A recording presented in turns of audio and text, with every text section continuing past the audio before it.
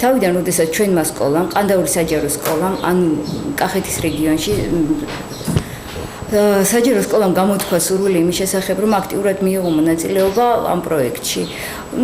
დავსახელდი მე დირექტორისაგან ვიყავი შერჩეული როგორც კოორდინატორი, ორგანიზებას გავუწევდი, ბავშვთა მობილიზაციას გავაკეთებდი ამის შესახებ.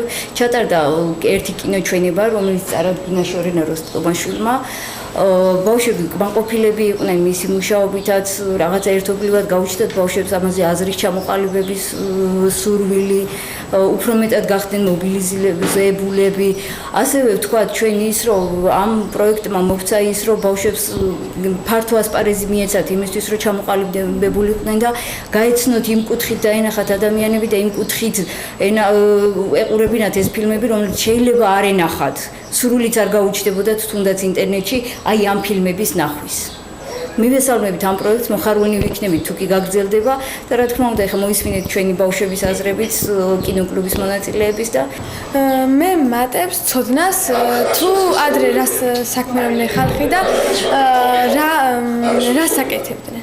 უკვე მეხუთე ტარდება ამ სკოლაში კინო და იმიტომ ვესწრები რომ მაინტერესებს თუ ძველად როგორ კინოებს იღებდნენ. და რა ხდებოდა ამ კინოებში და შინაარსი. ძალიან მომწონს თვითონ ეს პროექტი, ფილმებიც, ძალიან მაინტერესებს რა ხდებოდა ადრე, ფილმების შინაარსის ადვილად ვიგებ და კიდევ მეტი ფილმი მაინტერესებს ძველი ცხოვრება, ადამიანების ხასიათი, როგორ იქცეოდნენ და როგორ უნდა მოვიქცეთ ჩვენ.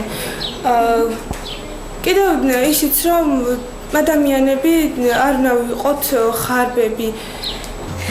ამ პროექტში ნანახი ფილმებით ხალხი ფიქრდება, რეები ვართ, ან რეები ვიქნებით, ან გვაფიქრებს როგორ იქნება უკეთესი მომავალი ჩვენთვის, თუ როგორ მოვიქცევით, ან როგორ არ მოვიქცევით.